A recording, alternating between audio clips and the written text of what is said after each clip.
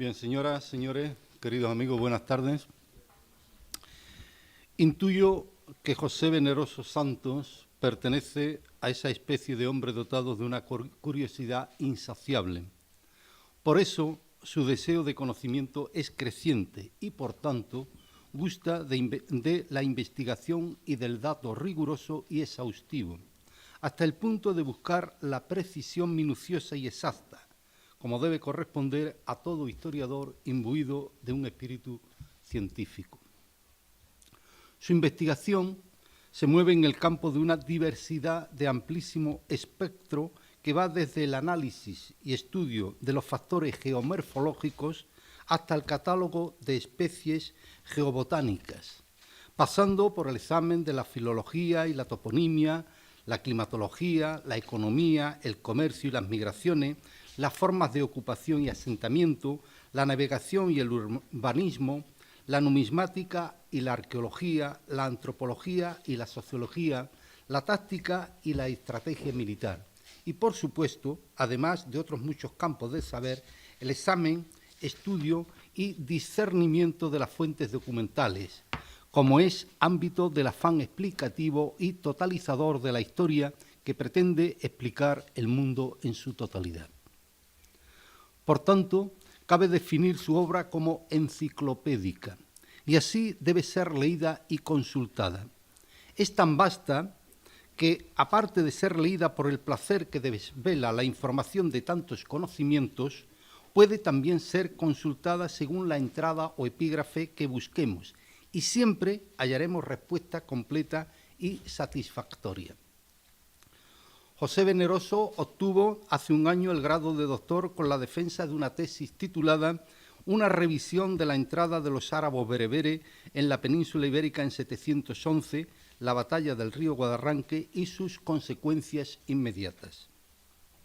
Una tesis que, en latencia, muestra el potencial de una enorme fecundidad, pues de ella han surgido ya dos libros monumentales.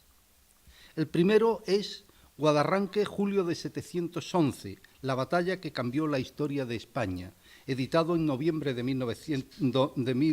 2023, y su correlato, que es este que nos ocupa hoy, mucho más voluminoso y que lleva por título Invasión y conquista árabo-bereber de la península ibérica en 711, de Guadarranque a Al-Ándalus. En ambas obras se lleva a cabo una reinterpretación de la toponimia, fuentes, documentos y teorías desde la perspectiva única que, como nativo, da el conocimiento especial y singular de la zona del campo de Gibraltar, algo de lo que adolecen los otros investigadores e intérpretes. Y ese conocimiento de los parajes y escenarios es lo que le lleva a la formulación de una nueva teoría,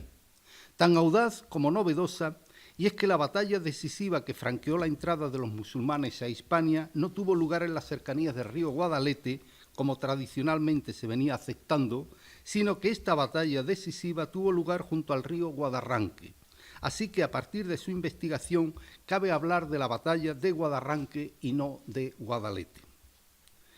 Esto viene avalado por esa exhaustiva investigación a la que hemos aludido antes, por el conocimiento in situ de la zona y por una nueva interpretación de la toponimia, además de un hecho irrebatible desde el punto de vista táctico.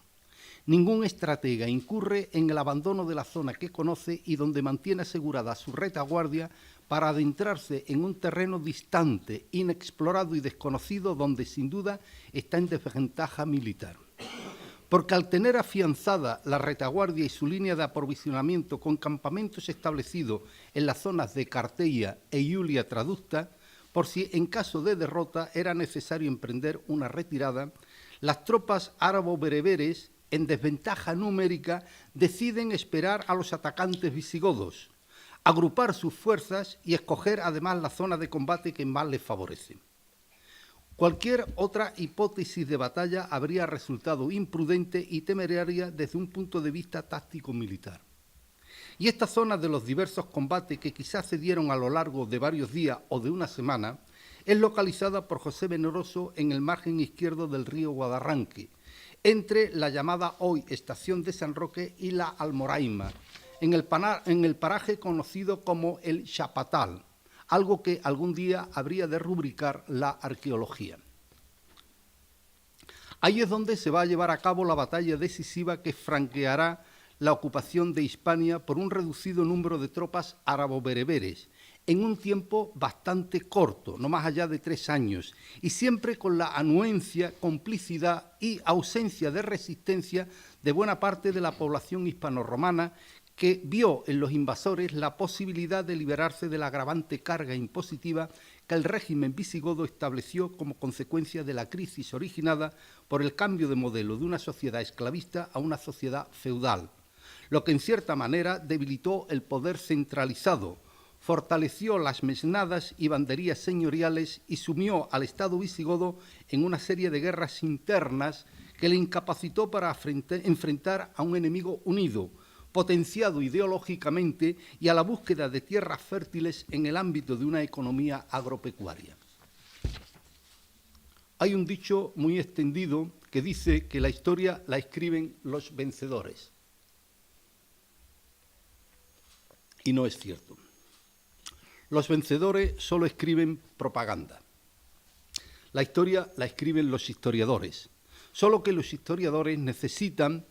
de distanciamiento temporal para poder abordar el estudio de los acontecimientos sin sesgos contaminantes ni apasionamientos ideológicos.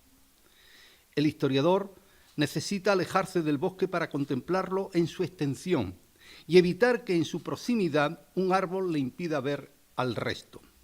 Esa proximidad puede ser distorsionante y su explicación corresponde más bien al campo del periodismo. Por ejemplo, una historia del suarismo, del felipismo o del aznarismo es imposible de realizar todavía, aunque muchos manuales académicos se empeñen en explicarlo, por la sencilla razón de que buena parte de los actores aún están vivos y que los archivos secretos aún permanecen clasificados, velados a la investigación, por lo que esos relatos son más factibles dentro de la especulación o de la crónica periodística. Ahora bien, si es cierto que la historia requiere distanciamiento de los hechos y del tiempo, también es cierto que un excesivo distanciamiento puede alejarnos de las fuentes y hacernos incurrir en el campo de la arqueología. En este sentido, ese necesario distanciamiento nos permite abordar la investigación con desapasionamiento ideológico, solo con la objetividad que nos dan las fuentes, aunque esas fuentes, como en este caso, dejen ya de ser en buena parte históricas para convertirse en arqueológicas. De este modo, podríamos calificar a este estudio como una obra histórico-arqueológica, en el que las fuentes documentales son ya remotas y en muchos aspectos secundarias e indirectas. Y ante la carencia de muchas de ellas, lo que cabe realizar a la luz de un análisis exhaustivo de las mismas es la hipótesis de una nueva reinterpretación de los hechos y cómo estos han podido ser interpolados intencionadamente o por apatía a lo largo del tiempo. Y esta nueva interpretación es lo que ha realizado magníficamente José Veneroso en esta obra que hoy nos presenta. Obra tanto esta como la anterior que va más allá del estudio histórico y nos plantea una hipótesis absolutamente original y sugerente, que a buen seguro nos va a cambiar el enfoque de este periodo de la historia de España. Por lo tanto, felicito al autor por el acierto de su obra y recomiendo enfervorecidamente la lectura tanto de este libro como del anterior. Gracias.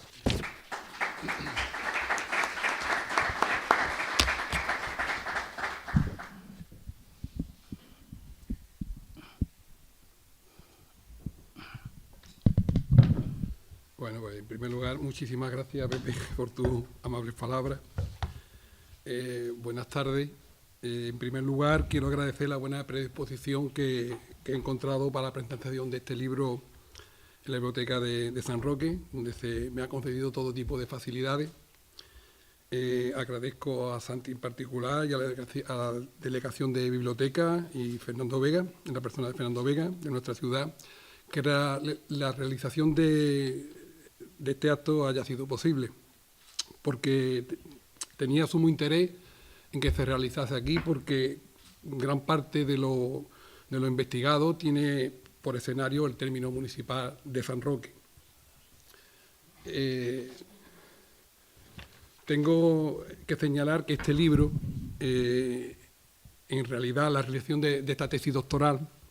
no ha sido fácil y me ha llevado bastantes años. Una investigación en la que se realiza un examen exhaustivo, como ha dicho Pepe, de todas las fuentes disponibles y que tratan sobre la cuestión y sobre todo un trabajo de campo que siempre es importante en toda investigación, pero que en este caso en concreto pues ha resultado ser indispensable. La llegada del Islam a la península ibérica, en lo que sería una etapa más de su expansión, fue uno de los acontecimientos más destacados en la Edad Media, marcando el devenir histórico peninsular y al quedar establecido una posición dominante en esta zona, también el de gran parte de Europa Occidental.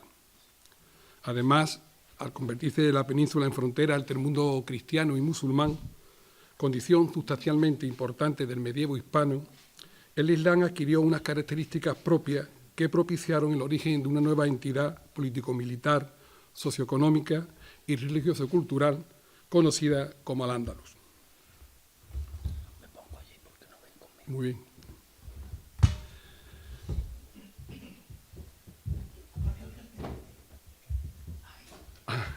Vale. Entre las principales motivaciones para emprender esta investigación, destaco la necesidad existente de que se realizase un estudio exhaustivo y profundo sobre la problemática abordada en una tesis doctoral titulada «Una revisión de la entrada de los grupos árabo-bereberes en la península ibérica en 711, la batalla de Guadarranque y sus consecuencias inmediatas».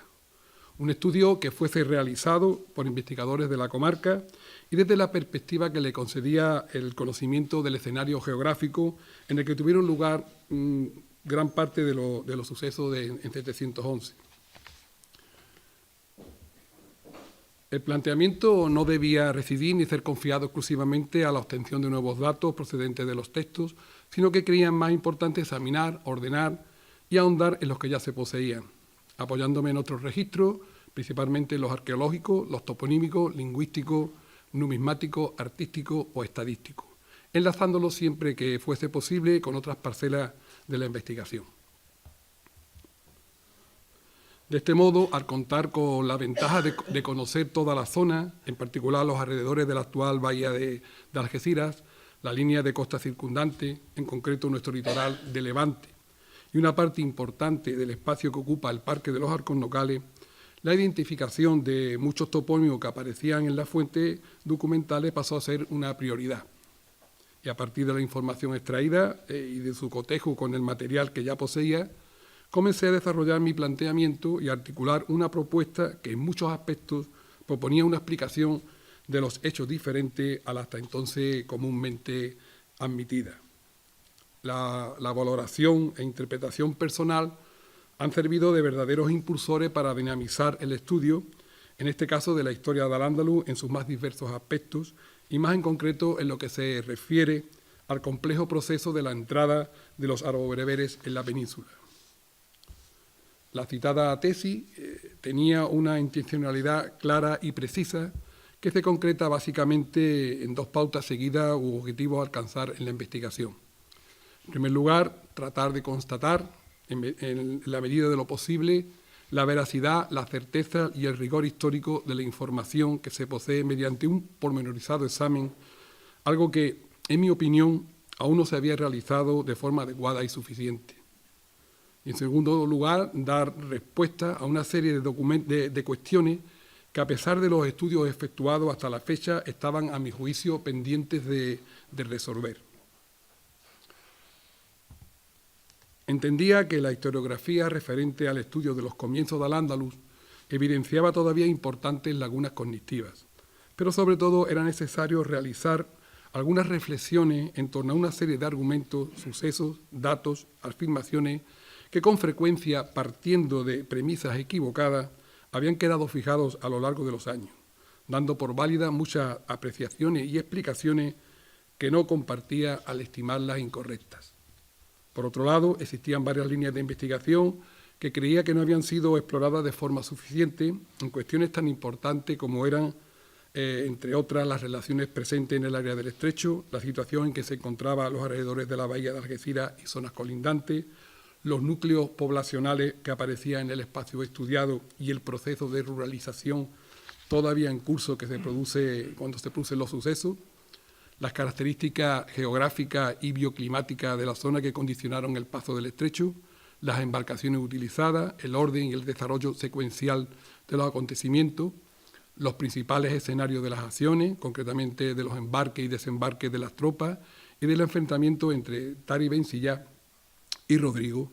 del que di cuenta en la monografía publicada hace unos meses titulada Guadarranque, julio de 711, la batalla que cambió la historia de España. Además, la dinámica operativa y la composición y cuantía de los ejércitos enfrentados, los itinerarios seguidos por el citado Tariq y Musa ben Nusay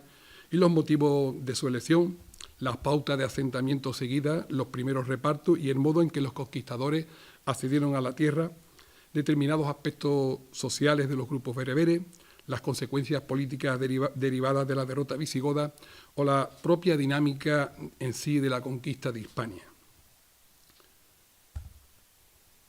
También me parecía insuficiente hasta el momento la utilización de una serie de recursos y técnicas de investigación en cuanto a la metodología empleada sobre esta temática, como la toponimia, la arqueología espacial o la numismática. Consideraba que este proceso debía ir acompañado de un renovado estudio partiendo de proposiciones distintas a las efectuadas y desde otros enfoques, interpretando y retocando algunos aspectos y razonamientos muy extendidos y admitidos en lo que la consulta y el estudio, mediante la realización de un análisis exhaustivo, riguroso y preciso de la fuente más antigua y coetánea, eran fundamentales. Asimismo, estimaba que las investigaciones acometidas por gran parte de los especialistas de época tardoantigua y medieval, y sobre todo de los arabistas, adolecían de la necesaria apreciación cohesionada de lo acontecido y de una imprescindible visión de conjunto. Aparecían estas investigaciones a menudo parceladas y fragmentadas, y por lo tanto en muchos aspectos desconectadas y muy acotadas, tanto en lo espacial como en lo temporal, lo que impedía profundizar en su conocimiento. Por esta razón, se ha releído un gran número de las fuentes disponibles, confrontando las distintas traducciones realizadas hasta la fecha, y me he apoyado en diversos trabajos publicados acerca de este tema que han servido de soporte para analizar y resolver los problemas planteados inicialmente y otros que fueron surgiendo conforme avanzaba en la investigación. En este sentido, me considero deudor de forma particular de los trabajos de Pedro Chalmeta y de Pierre Guichard, pues sus investigaciones son piezas angulares en esta investigación.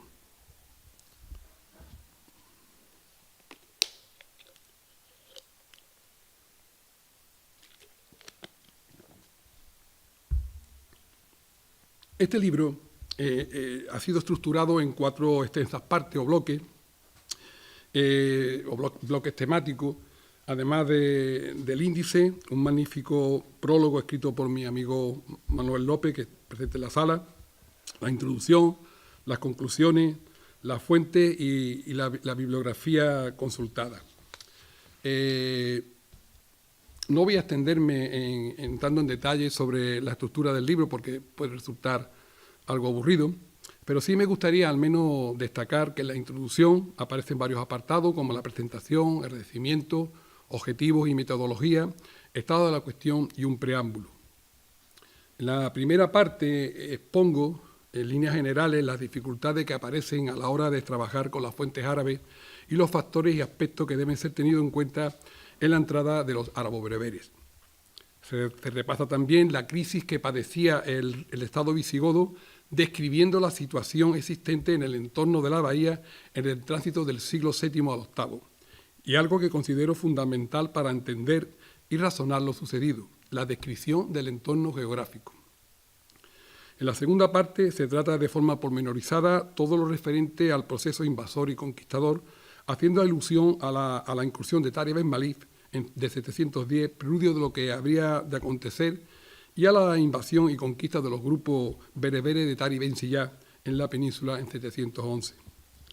La tercera parte se repasa el enfrentamiento entre bereberes y visigodos centrándome en la batalla de Guadarranque, por supuesto de forma más escueta, ya que la monografía citada anteriormente da buena cuenta de este suceso, como habréis podido comprobar los que se han acercado a esta obra. En la cuarta y última parte describo las consecuencias de esta batalla, entrando en su valoración y sopesando el significado y las repercusiones que pronto y de forma progresiva tuvieron esos sucesos, y que en un breve espacio de tiempo hizo posible la aparición de una nueva entidad. Tal es así que sostengo que los primeros pasos de Al-Ándalus tuvieron lugar en nuestra zona, por lo que su origen se encuentra sin duda en el entorno de la bahía. En este apartado, además, me detengo por su importancia posterior en analizar el intento del frustrado proyecto político de los Ben Nusayr. Asimismo, repaso con detenimiento el proceso o los procesos de adaptación al medio, la aparición del Estado neomeya andalusí y la transición de lo rural a lo urbano, en lo que progresivamente será un Estado cada vez más urbanizado y en el que el mercado será sin duda el referente urbano de esta nueva sociedad. Por último, se ofrecen unas extensas conclusiones alcanzadas en esta investigación y que aparecen condensadas en 80 puntos. Al mismo tiempo, se lanzan varias propuestas, para investigaciones venideras, dejando abiertas diversas líneas de investigación. Además, aparece una amplia bibliografía a la que le concedo una gran importancia, puesto que debe servir como punto de arranque de nuevas investigaciones o para facilitar futuras investigaciones, cuestión que considero fundamental e indispensable. Bien, me parece interesante hacer referencia a algunas de las cuestiones tratadas en esta investigación, entre las que destaco la siguiente. El trabajo de campo realizado, cotejando lo conocido a través de las fuentes con lo que todavía puede ser observado e identificado sobre el terreno, me ha conducido a confirmar que gran parte de los errores más frecuentes de los investigadores que han abordado este tema es consecuencia de un escaso conocimiento de la geografía y la toponimia de la zona en que tuvieron lugar los hechos. La llegada de los grupos árabo-bereberes a la península representó en la zona norte del estrecho un nexo entre el mundo tardo antiguo y el alto medieval. La invasión de España hay que incluirla en la segunda ola de conquista que provocó el desplazamiento de tribus bereberes por tierras norteafricanas en dirección este-oeste, generando un movimiento migratorio que afectó a la península. La conquista y el posterior dominio musulmán de la península tuvo como principal consecuencia la desaparición del reino visigodo de Toledo y la aparición de Al-Ándalus, una nueva formación originada por la entrada en contacto de dos sociedades, la visigoda, cristiana y con una organización de raíces jurídicas germanas y romanas, y la andalusí, musulmana y continuadora del régimen omeya. De forma previa a la conquista musulmana existía una intensa relación entre las dos orillas del estrecho de Gibraltar, tanto en el plano económico como en el político-militar. Esta zona contaba con una considerable población y, aunque bajo el dominio político-militar visigodo, continuaba tutelada por los bizantinos en lo sociocultural, mostrando su población una mayor conexión desde este punto de vista con Bizancio que con Toledo. Igualmente, mantenía una serie de actividades económicas que en gran parte eran controladas por comerciantes bizantinos. Un comercio que solo fue interrumpido tras la invasión musulmana. Las antiguas posesiones bizantinas en el área del estrecho, que habían quedado adscritas a una circunscripción territorial en poder del Come Giuliano, fueron tomadas por Rodrigo, en aquel entonces duque de la Bética. Córdoba siempre aspiró al control de las transacciones económicas que se efectuaban desde la península a tierras africanas en el entorno del estrecho. Destaco como principales enclaves de la emisión y recepción de productos a Traducta y Baelo en las costas peninsulares y a Septen y Tingi en las norteafricanas. El reino visigodo presentaba en el tránsito del siglo VII al VIII una gran inestabilidad, hallándose inmerso en un claro proceso feudalizante como consecuencia directa de la desarticulación del sistema esclavista y la aparición de otras formas de dependencia. En la entrada y posterior conquista de la península, el protagonismo fue bereber y su artífice Tari Ben Siyá, de tal manera que étnicamente fue una invasión norteafricana, aspecto que condicionó el origen de Al-Ándalus. Coinciden en esta conquista una serie de factores locales y ajenos a las órdenes califales, como la participación en la incursión de tanteo de 710 de Tarif Ben Malí y también del conocido en la fuente como Conde Julián. Solo con la llegada de Musa Ben Nusay en 712, en lo que yo considero la campaña oficial,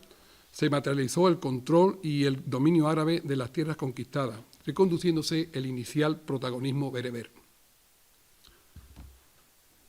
La conquista de Hispania no fue una acción improvisada, como lo atestigua, entre otras pruebas, la emisión con anterioridad de Fulus, con leyendas bilingües alusivas a la Guerra Santa, destinada a financiar la campaña, de la que ha sido localizada una pieza en los alrededores del Cortijo Grande de Guadarranque, y que aparece aquí en la imagen que tenéis expuesta, y también la contraportada del libro.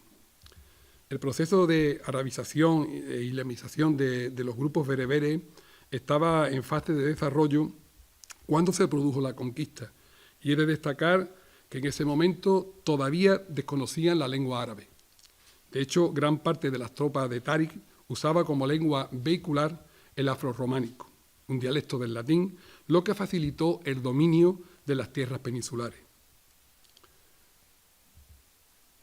En la ocupación de la península coinciden varios procesos paralelos que denominamos conquistador o invasor, expansivo y migratorio. Todos se dan de forma simultánea y tienen su origen directa o indirectamente en el avance musulmán por el norte de África. Existen además dos razones que explican y argumentan dichos procesos. Una ideológica o religiosa, el Islam como idea fuerza, materializada en la yihad, y otra económica, básicamente la consecución de botín y recursos como medio fin. Aflora también un interés socioeconómico por la posesión de tierra, que en el caso bereber se materializó desde un primer momento en la zona estudiada. Los árabes consideraron la península y principalmente como un territorio para la explotación de recursos, mientras los bereberes lo veían como un espacio para la colonización. Existe asimismo en la acción musulmana sobre la península un objetivo más próximo e inmediato, como es la recuperación de las antiguas posesiones del conde Julián, que fueron arrebatadas por Rodrigo para hacerse con el monopolio comercial que ejercía el Comes a uno y otro lado del estrecho. Es por lo tanto una operación de corto alcance en el entorno de la bahía, lo que es confirmado por el reducido número de tropas movilizadas, mayoritariamente a pie y sin apenas caballería. Así, la ayuda prestada por el conde de Julián a los árabo-bereberes en la entrada de la península hay que relacionarla con su interés en recuperar las posesiones perdidas, en particular el entorno de la bahía, erigiéndose así en el elemento dinamizador de los acontecimientos. En la incursión de Táriq fue determinante el hecho de que Rodrigo se hallase combatiendo a los vitisanos en el norte peninsular, lo que facilitó la operación militar árabo-musulmana, al quedar prácticamente desguarnecida la zona de la bahía. Las tropas bereberes se hacían acompañar por las familias que tenían la intención de establecerse definitivamente en las tierras conquistadas, algo que con anterioridad no había ocurrido de forma tan considerable y que en este aspecto convierte al Andalus en una excepción. En las operaciones de 711 descartamos Gibraltar como principal punto elegido para los desembarcos. Al ser rechazado en su primer intento de desembarco previsto en los alrededores de Cartella, los bereberes fueron obligados a utilizar otra ruta alternativa hacia la zona de Borondo-Guadalquitón en el litoral mediterráneo. Si bien antes tomaron una atalaya existente en la parte más alta del Peñón de Gibraltar. Los desembarcos fueron realizados de forma progresiva y escalonada en una operación bastante compleja que tuvo una duración entre 1 y 2 meses, utilizándose un número mayor de naves que las citadas en las fuentes.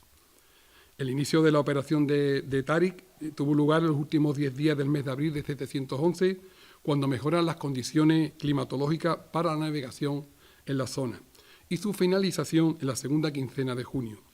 Desde entonces y hasta mediados de julio se completó la llegada de las tropas reclamadas por Táriq ante la inminente batalla con Rodrigo, que tuvo lugar en la segunda quincena de ese mes, coincidiendo con el Ramadán. El factor estratégico militar es determinante en la localización del enfrentamiento, Es indudable que para un ejército de las características del bereber sería sumamente arriesgado presentar batallas alejados de sus campamentos, en Guadalete, en La Janda o en el río Barbate. Así, Táriq no salió al encuentro de Rodrigo y permaneció en las inmediaciones de la bahía, lo que le permitió agrupar las fuerzas, no ampliar las líneas de aprovisionamiento y elegir el escenario que más le favorecía para la batalla a orillas del Guadarranque, un lugar que facilitaría también una posible retirada, lo que denota la prudencia del bereber. Sostengo que el término lago, la albujaira de los textos árabes, forma diminutiva del étimo bar, es una extensión de agua, un mar pequeño, una bahía o ensenada. Así, admitiendo que el término albujaira se corresponde con bahía y desplazando la acción a la bahía de Algeciras, identifico el Guadarranque con el río del lago. Al relacionar los tres primeros emplazamientos que ofrecen las fuentes para la batalla, Traductini Promonturis, Guadigun Jaquín y el lago, el río del lago, respectivamente con Gibraltar, Guadarranque y la bahía, todo se articula y coincide. Y estas referencias, estos tres topónimos, solo pueden ser relacionados a su vez con un lugar, con un paraje conocido como el Chapatal. Un lugar que si nos atenemos a los datos que aparecen en la fuente, que indican que la batalla tuvo por escenario una planicie a orillas de un río y a poca distancia de la costa y de los montes de Traducta, es decir, la bahía y Gibraltar. Así nos es confirmado de forma indirecta.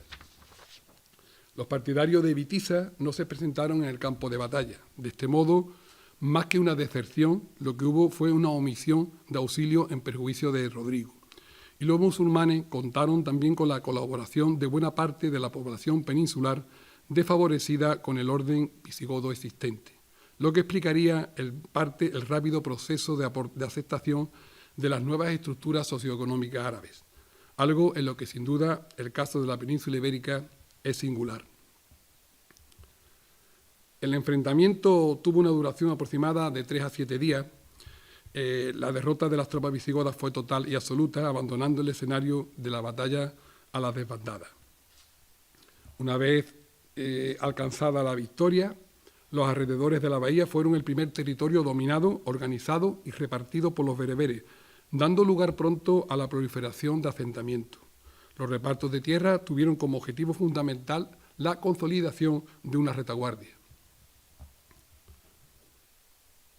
Tras lo acaecido en Guadarranque y Écija, Táriq se dirigió en primer lugar a Córdoba y luego a Toledo, culminando así la conquista del reino visigodo.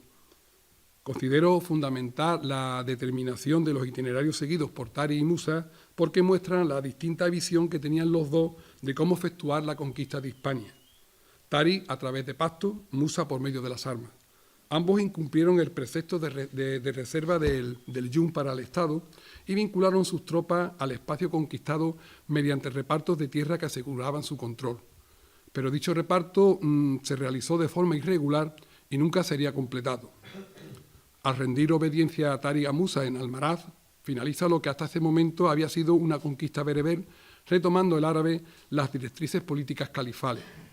Este desencuentro escenifica la rivalidad existente entre bereberes y árabes.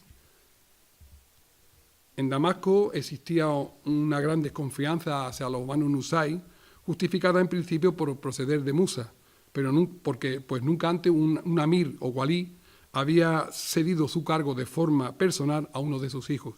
Fue acusado de instaurar en la península una wilaya independiente, una provincia independiente, lo que fue considerado un acto de reverdía. Su intención iba más allá, el reconocimiento de Al-Ándalus como un emirato de conquista, por lo que llegó a acuñar moneda en la que no aparecía el nombre del califa y sí distintas epigrafías en latín. E incluso, como las antes señaladas, los fulus, aparecía su propio nombre. Abdelaziz, con la complicidad de su esposa Egilo, viuda del rey Rodrigo, mantuvo la misma postura que su padre, no acatando las directrices califales y acuñando moneda propia, siendo su gobierno el primer intento firme de separación del nuevo territorio conquistado en Occidente. Inicialmente, en la conquista y posterior dominio de la península, primó para los árabes una finalidad recaudatoria. Luego, y de forma progresiva, surgió el interés por la tierra, procediéndose a una redistribución de propiedades visigodas. Los bereberes buscaron fundamentalmente unas tierras en las que asentarse e implantar su sistema socioeconómico, proyectando el modelo clánico-tribal bereber sobre el espacio, algo que es esencial para entender el posterior desarrollo del Estado andalusí. En Al-Ándalus, el sistema segmentario árabe-musulmán se hizo más complejo, ya que a los modelos basados en las relaciones de consanguinidad se unieron los territoriales, surgiendo una base vecinal, aspecto que se convirtió en un signo distintivo de la nueva sociedad andalusí. El modelo de producción implantado en la península, que denomino tributario mercantil andalusí, se vio afectado por algunas características propias occidentales, como la propiedad privada y el auge del mundo urbano. Este modelo identifica al Andaluz como una sociedad sin señores, en la que destacan dos rasgos importantes: la estructura tribal y el propio sistema tributario establecido. Asimismo, concluyo que Al-Ándalus, tal como dije antes, dio sus primeros pasos en lo que se refiere al ejercicio del poder y a la organización en la zona de la actual bahía de Algeciras, hecho que hasta ahora no había sido tampoco considerado. Para ir finalizando, diré que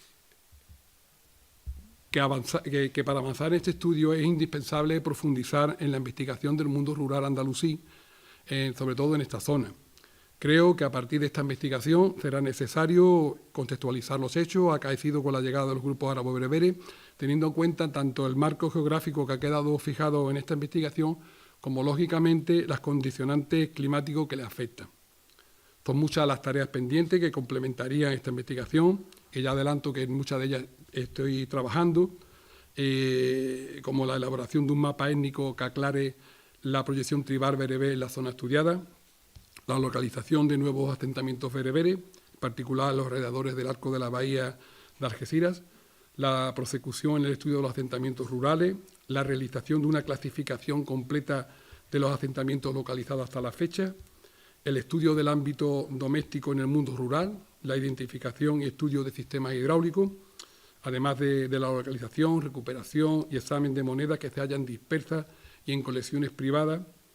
el análisis de la cerámica paleoandalusí y su estudio comparativo con la tardorromana, y la investigación en torno a la navegación árabe en el tránsito del siglo VII al VIII, en particular en el área del Estrecho. Todo esto debe ser abordado en un futuro inmediato y tendrá que sustentarse en la utilización de recursos y técnicas de investigación como la arqueología espacial o del paisaje, la numismática, la toponimia o el estudio de los precintos de época de conquista, entre otros, lo que es fundamental para poder seguir avanzando en el conocimiento de Al-Ándalus en general y del espacio abordado en esta investigación en particular. Además, existe todavía la necesidad de realizar un análisis integral de la historiografía cristiana y musulmana, cotejándola y observando los vaivenes interpretativos a los que ha sido sometida. En este sentido, desde hace unos años podemos comprobar un resurgir de la teoría negacionista de la conquista árabo-musulmana de la península, formulada hace ya tiempo por Ignacio Lagüe y que ha encontrado en una serie de autores como actuales, autores catedráticos de Sevilla en concreto, como González Ferrín, un fuerte apoyo, que dicho sea de paso, yo comparto algunos algunas de estas cuestiones, pero a mi parecer existe una manifiesta intencionalidad en la recuperación de estos antiguos planteamientos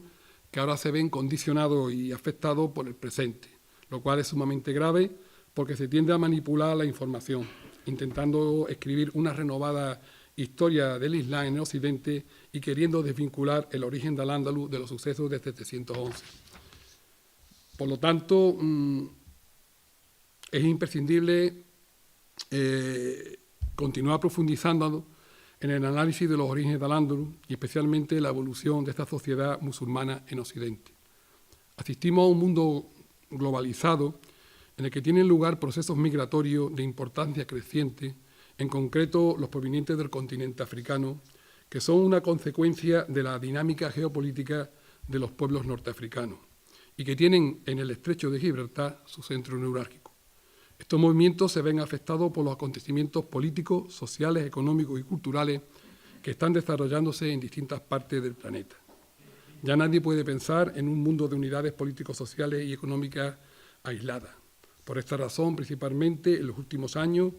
estos procesos migratorios han incrementado el interés por el conocimiento del mundo islámico occidental, un mundo al que hasta ahora la opinión pública había prestado una escasa atención, a excepción quizá de los aspectos más propiamente culturales y que solo interesaba a un grupo de intelectuales. También se ha acrecentado el rechazo entre las sociedades cristianas y musulmanas, apareciendo unas relaciones tensionadas, materializándose la fricción en varios escenarios internacionales donde las políticas supremacistas y xenófobas vuelven a reaparecer con más fuerza. La interculturalidad, tan anhelada en tiempos pasados, ha dejado paso a otros planteamientos más radicales y antagónicos. Por último, considero que todavía queda un largo camino por recorrer en el estudio de la historia de Al-Ándalus, de forma que es posible de la existencia de fuentes inéditas aún por localizar, fundamentalmente en archivos del actual Reino de Marruecos. Igualmente, cabe una revisión y reinterpretación de algunas de las fuentes conocidas, similar a la que he realizado con las relativas a los primeros momentos de la invasión y conquista de la península ibérica, así como de todo lo que desde una perspectiva socioeconómica concierne a este asunto. Pues nada más, muchísimas gracias.